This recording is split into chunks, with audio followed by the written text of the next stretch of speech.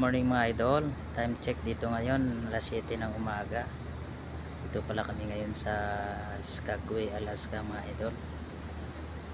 Yan pala yung ginagamit natin mga idol, tender boat para magsilabasan yung mga guests namin mga idol.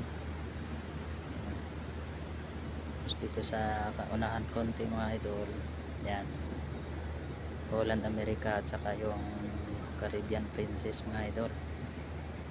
Yan yung tender namin mga idol. Yan, susunod natin.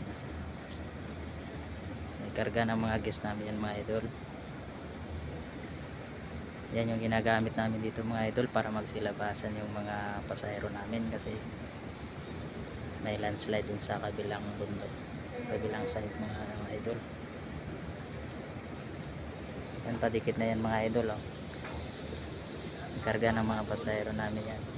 Okay mga idol, thanks for watching.